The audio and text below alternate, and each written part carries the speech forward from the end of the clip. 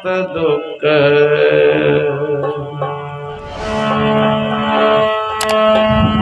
दातारं मुक्तं पुरुषं पुराणो चरणारविन्दं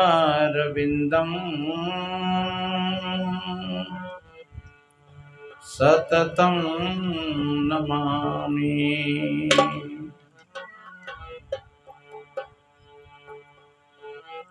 गुरु सुवर्ण के पद कमल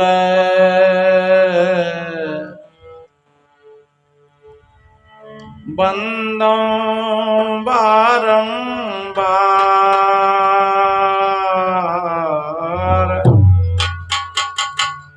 जिन्हें बतलायो भेद सब पर खायो पद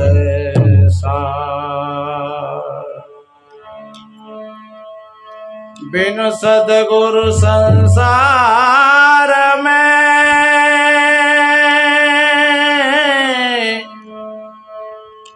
सुख नहीं पावे कोई। अमृत सुख जब ही मिले सदगुरु कृपा हो। अमृत सुख जब ही मिले सदगुरु कृपा हो।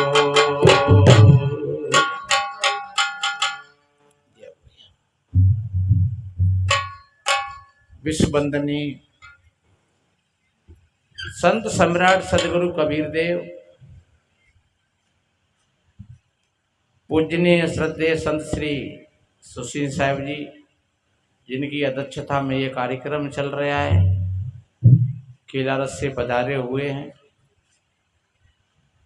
और पूजनीय श्रद्धेय संत समाज, सभी धर्म प्रेमी सज्जन, शक्ति स्वरूपाएं माताएं और बहन, छोटे छोटे बच्चे एवं बच्चियां, सभी को वंदन अभिनंदन करते हुए को थोड़ा निवेदन करें और बड़ी शांत प्रियता का परिचय दे रहे हैं आप सभी भाई बहन। और संतों की बातों को बढ़िया शांत प्रियता के साथ श्रवण करोगे तो कोई भी एक शब्द आपके जीवन को बदल सकता है। आपने देखा होगा और किया होगा, 5 किलो दूध में अगर 5 बूंद मठाकी डाल दी जाती है तो वो दूध दूध न रह करके फिर वो दही बन जाता है। और जब उसमें रई चलती है तो उसमें से घी निकलता है। अच्छा, वही दूध अगर उसका विधान बिगड़ जाए और फट जाए तो न छाछ बनेगी और न घी निकलेगा। ये मानव शरीर हमारा एक निपनिया दूध की भांति है। ये मानव जीवन है, ये निपनिया दूध की भांति है। दूध को थोड़ा गर्म किया जाता है, फिर ठंडा किया जाता है। और गर्म भी बैठ करके करते, ऐसा नहीं है कि आग जलाए गए और अपन को अंत चले गए। हाँ, फिर शायद आग बुझ गई तो वो गर्म नहीं हो पाएगा, या आग ज्यादा जल गई तो फिर वो फन भी जाएगा। इसलिए जो समझदार माताएं होती हैं वो पास बैठ करके उस दूध को गर्म करती हैं और फिर किसी अच्छे पात्र में उसको ठंडा करती हैं थोड़ा, और फिर उसमें जामन लगाती हैं और फिर रख देती हैं। वो 4-6 घंटा में और जम करके तैयार हो जाता है। और फिर उसका मंथन होता है, उसमें से घी निकलता है। ये मानव जीवन क्या है? एक त्याग और तपस्या ही इसकी गर्मी है। जीवन में कुछ ऐसे त्याग हो, ऐसी तपस्या हो जिससे ये मानव जीवन एक गर्माहट पैदा हो, एक ऊर्जा पैदा हो, एक शक्ति पैदा हो। और शक्ति पैदा होती है तो संयम से होती है, त्याग से होती है। तो जब वो शक्ति आपके अंदर में पैदा होगी, फिर वो एक शीतलता की हवा मिले उसको, एक शील और करुणा की उसको हवा मिले, फिर सदगुरु के ज्ञान रूपी जामन लग जाए उसमें, तो ये मानव जीवन फिर एक जम गया दूध की भांति। और जब फिर ध्यान की साधना ये मंथन होगा भीतर में, तो सतसार रूपी घी निकल करके तैयार होगा। और इसी के लिए मानव जीवन मिला है। अगर ये आप सोचोगे हमने बच्चा पैदा कर लिए हैं, तो ध्यान रखो, सुअरिया तो 8-8 बच्चा 16-16 बच्चा पैदा कर लेते हैं। तुमने 2 बच्चा 4 बच्चा कर ले तो का नाम कर लो है। कुतिया 8-8 बच्चा पैदा कर लेते हैं। तुमने बढ़िया घर बनाए लो तो क्या नाम कर लिया। एक बया पक्षी देखा है वो कैसा घर बनाता है, दुनिया के इंजीनियर फैले उसके सामने है। अपनी कमरा अलग बनावेगो, बैठने की जगह अलग बनावेगो, बच्चन की अलग बनावेगो। और वो कैसा वैज्ञानिक व्यक्ति है कि उसमें कोई मिट्टी ला करके रख देता है, तो वो मिट्टी बताते हैं कि रात में प्रकाश देती है, मिलकती है। वो कितना बुद्धिमान पक्षी है वो। तो अगर हाँ भैया जो बंद कर दो थोड़ी देर के लिए, लाला रे भैया ये पानी पत्ता बंद कर दो थोड़ी देर के लिए। देखो यही तो हम त्याग की बात कर रहे हैं। अगर आप 1 घंटा प्यास को नहीं झेल सकोगे, देखो जेठ का महीना आता है जिसको निर्जला एकादशी कहते हैं, और कितनी बहन बेटी वो 24 घंटा पानी ना पियती हैं, भोजन नहीं खाती हैं। आज तो माता मैया को दिन है, आज फलाने देवता को दिन, आज फलाने देवता को दिन है। अब तुम बाई चांस आज यूं ही मान लोगा सत्संग को दिन होएगा, 2 घंटा पानी नहीं पियोगे तो कहाँ जाओ, पता तो लगेगा कि देख त्याग है क्या कुछ, शक्ति है क्या कुछ। तो जीवन में ऐसी शक्ति पैदा करना वास्तव में हलचल हो जाती है, तो फिर वक्ता का भी चित्त खराब होता है और सुनने वालों का भी चित्त डामाडोल हो जाता है। तो इसलिए मेरे बहन भाइयों मैंने निवेदन किया कि हम अपने जीवन को एक दूध की भांति जमा करके और बढ़िया बनाएं, अच्छा बनाएं, सुंदर बनाएं। ये जीवन फट नहीं जाए। जैसे दूध फट गया, सदगुरु कबीर साहब जी ने कहा है, दूध फाट का जी हुआ, हुआ घृत का नाश। अब उसमें से घी भी नहीं बनता है और छाछ भी नहीं बनती है। और कितनी विशेष वर्णता करी सदगुरु कबीर साहब जी ने कि बलिहारी बा दूध की और जामे निकले घी, आदि साखी कबीर की 4 वेद का जी। कितनी बढ़िया बात कही है। अगर वास्तव में जीवन में ये सार्थकता आ गई हमारे में, तो समझ लो ये 4 वेद 6 शास्त्र और 18 पुराणों का ये सार आपके भीतर में छुपा हुआ है। हम बाहर भटकते हैं, बाहर नहीं अपने भीतर लौट करके आओ। देखो हम व्यवहार में कैसा बर्ताव करें। संत महात्मा 2 दिन से कह रहे हैं, आज का 3रा दिन है। जो आप अपने खेत में बीज बोओगे वो ही आपको काटना पड़ेगा। एक छोटी सी बात है और उससे बात समझ में आ जाती है, बहुत मोटी बात है। एक भजन सुनाएंगे। एक बहू ने अपने बूढ़े सास ससुर को घर से बाहर निकाल दिया। जहां गाय और भैंस बनती थी वहां पहुंचा दिया उनकी खाट को। क्यों पहुंचा दिया?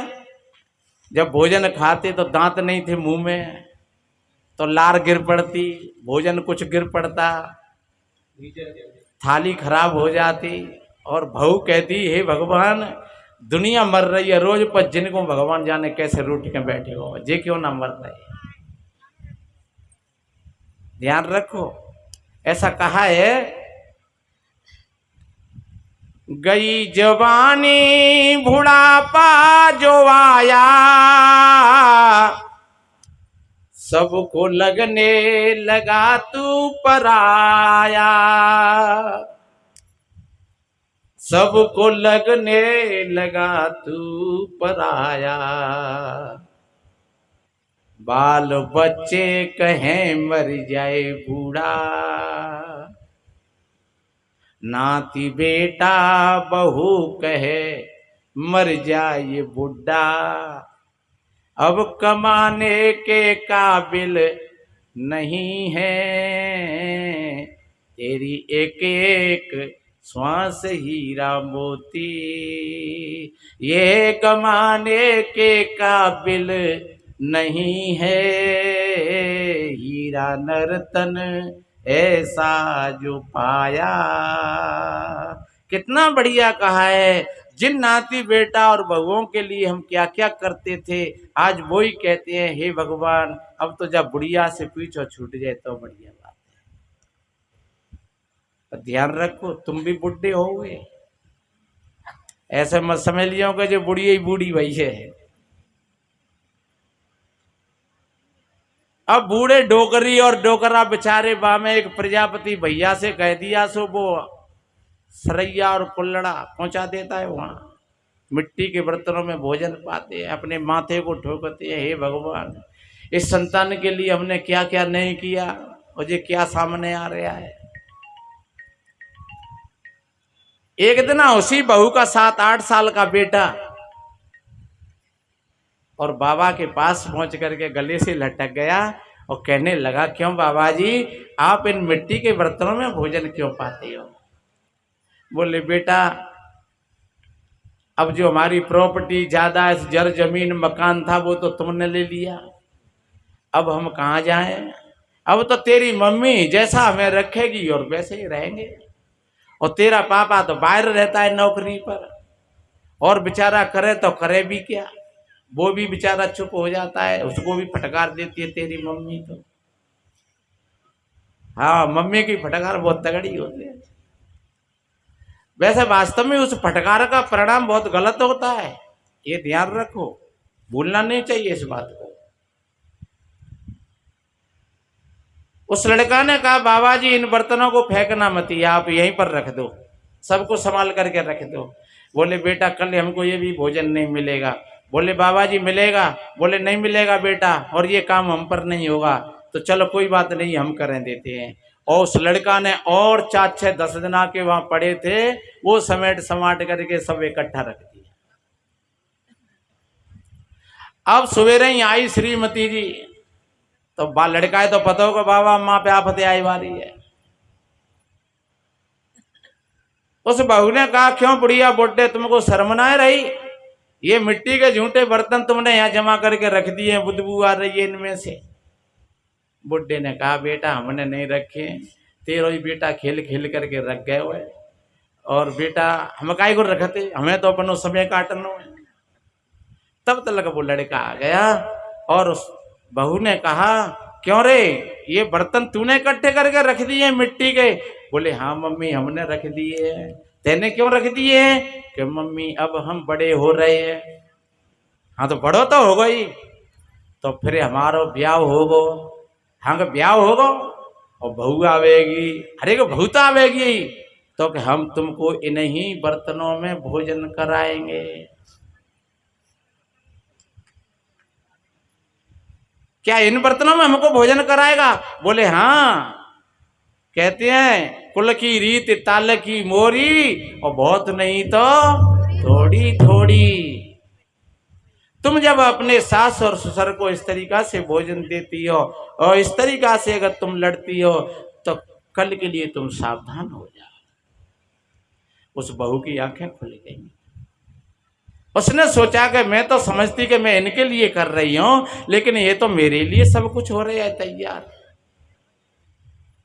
और वो बहू गई, उसने अपने बूढ़े सास ससुर के पैर छुए, आंखों में आंसू आ गए, कहने लगी देवताओं मैंने तुम्हारे साथ में बहुत बड़ा अन्याय किया है, अपराध किया है, मेरे को आप क्षमा कर दो। मैं तो जानती थी कि मैं तुम्हारे लिए कर रही हूं, लेकिन ये तो सब मेरे लिए हो रहा है। और बूढ़े सास ससुर की उनका हृदय कैसा होता है। बहू की आंखों में आंसू देख करके उनकी भी आंखें सजल हो गईं, सिर पर हाथ रख दिया, कोई बात नहीं है बेटा, बच्चों से भूल हो ही जाती है, कोई बात नहीं है। अब बहू ले गई उन दोनों को घर पर, बढ़िया खाट बना करके रखी, बढ़िया कपड़ा दिए अच्छे, शाम सवेरे पूछ पूछ करके भोजन बनाती है और शाम को चरण सेवा करती है और स्नान करा देती है, कपड़ा धो देती है। और जब पतिदेव आए और अपनी पत्नी को अपने माता पिता की सेवा में जब देखा, उनका भी हृदय गदगद हो गया। कहने लगे तुम पहले तो इतनी नफरत करती थी, अब क्या हो गया? बोले कछु मत पूछो, जा छोटे से लड़का ने मेरी आंखें खोल दी। मैं निवेदन करूं, आज अपनी आंखों को खोल लेना सब। और एक बात बताएं, देखो होली दीपावली हम नहा धो करके मिठाई का डिब्बा ले करके खीर पूड़ी पकवान बना करके हम मंदिर में जाते हैं, देवताओं का भोग लगाते हैं। कभी आपने अपनी बूढ़ी सास को ससुर को नहला धुला करके बढ़िया नए कपड़ा पहना करके फूलों की माला ले करके उनके गले में डाल करके और उनकी हद की सरैया से पाँव पूज करके और उनकी आरती उतार करके और कभी भोजन कराया है? अगर ना करायो तो तुम गोबर और पत्थर के देवतन तुम पूजत रहो, तुम्हें कोई पानी देने वाला नहीं मिलेगा। पानी और भोजन तुमको जब ही मिलेगा जब ही तुम्हारी पूजा होगी, तब तुम्हारे अपने ऐसे सच्चे देवी देवताओं की पूजा शुरू कर देना आज से। अगर ऐसा नहीं किया है तो आपने कुछ नहीं किया। शास्त्र कहता है मातृ देवो भव, पितृ देवो भव, आचार्य देवो भव, अतिथि देवो भव।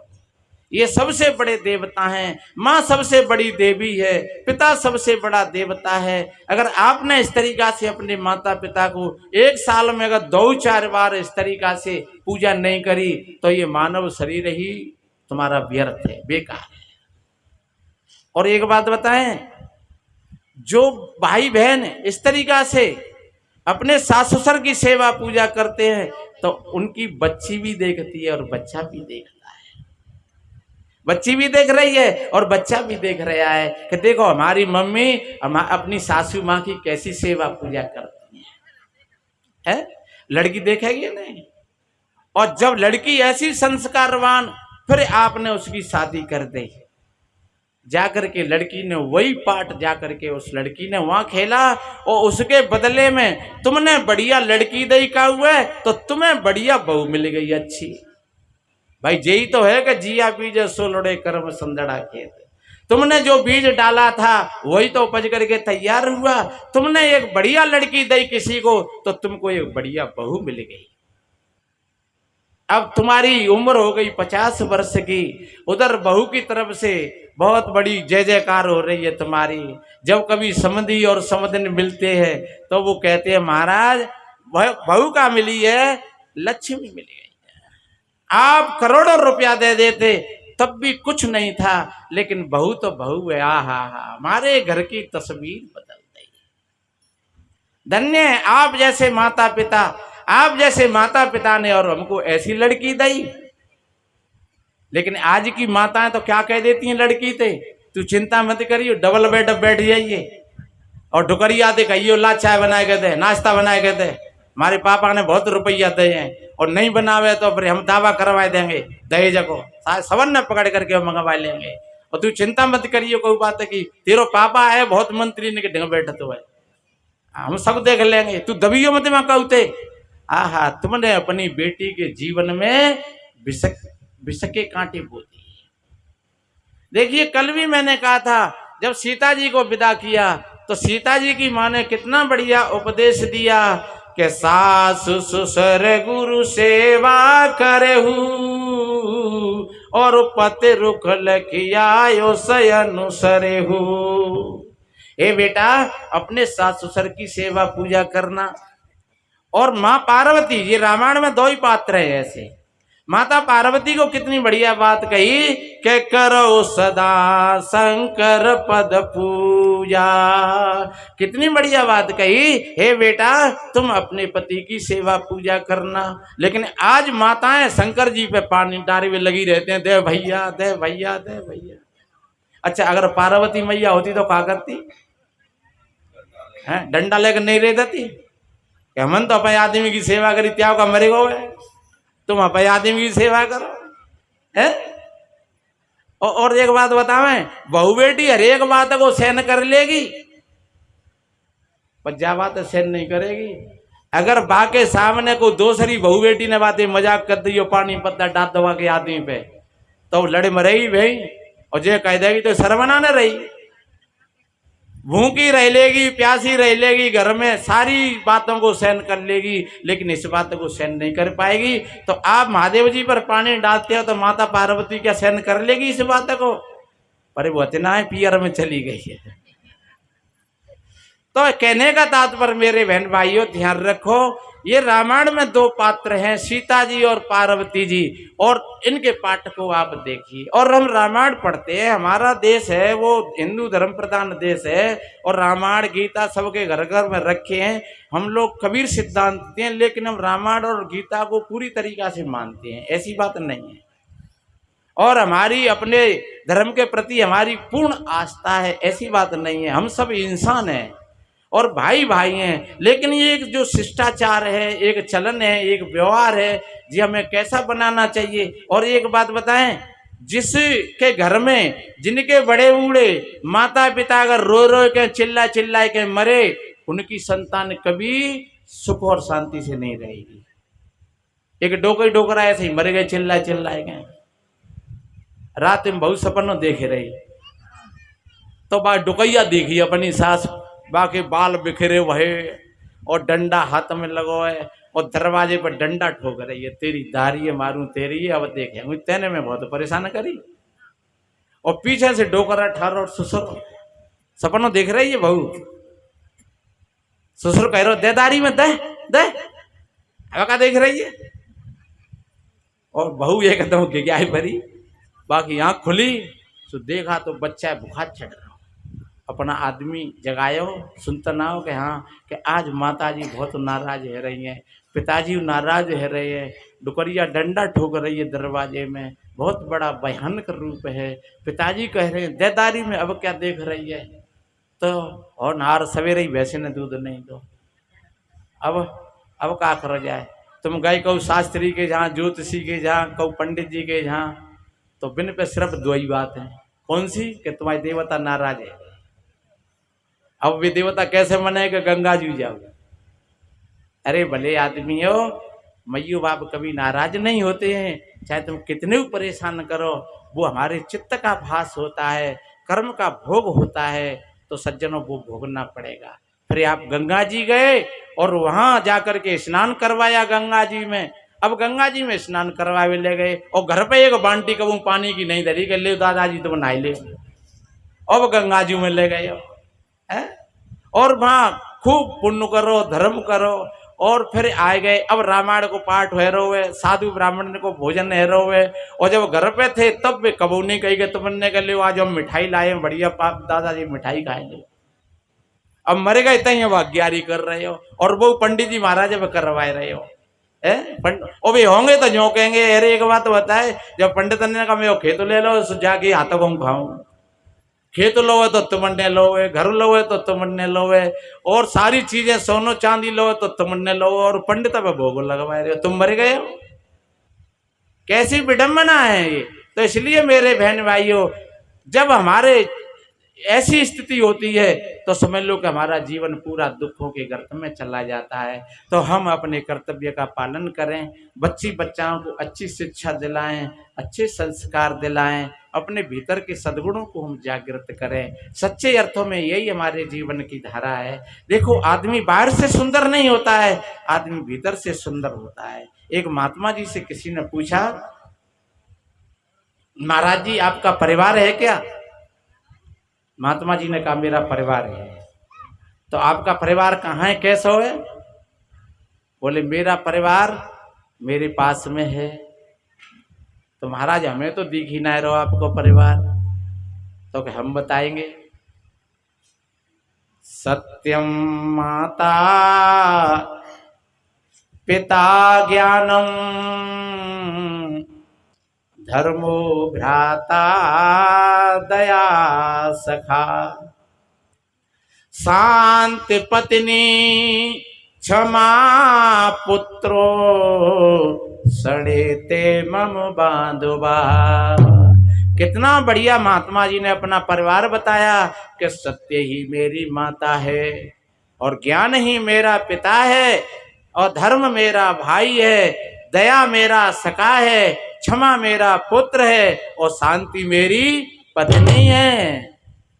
और ये परिवार हमारा ही नहीं, ये परिवार तुम्हारे अंदर में भी है। जब यही परिवार हमारी सहायता करता है, यही परिवार हमारा मित्र है। बाहर का परिवार तो देखता रह जाता है, जब कोई वक्त आ जाता है तो बाहर का परिवार तो छोड़ देता है। कवि विंद ने कितना बढ़िया कहा कि साथी है मित्र गंग के जल बिंदु पान तक, परिवार के सब लोग चलेंगे शमशान तक। अर्धांगिनी बढ़ेगी तो केवल मकान तक, बेटा भी हक निभाएगा वो अग्निदान तक। फिर यहां से तो आगे धर्म ही साथी, यहां से तो आगे धर्म ही साथी, बिना धर्म के तू अकेला रहेगा। रे मन ये 2 दिन का मेला रहेगा, कायम न जग का झमेला रहेगा। रे मन ये 2 दिन का, एक दिन आने का और एक दिन जाने का, ये 2 दिन का ही मेला है मेरे भाई बहन। और खो मत जाना इस मेले में, सजग होकर के मेला देखना। कहता था तू दौलत कभी आएगी मेरे काम, पर ये तो बता धन हुआ है किसका गुलाम। समझा गए उपदेश हरिचंद कृष्ण राम, दौलत तो नहीं होती है होता है सिर्फ नाम। छूटेगी संपत्ति यहाँ की यहीं पर, छूटेगी संपत्ति यहाँ की यहीं पर, तेरी कमर में ना हदेला रहेगा। छूटेगी संपत्ति यहाँ की यहीं पर, तेरी कमर में ना हदेला रहेगा।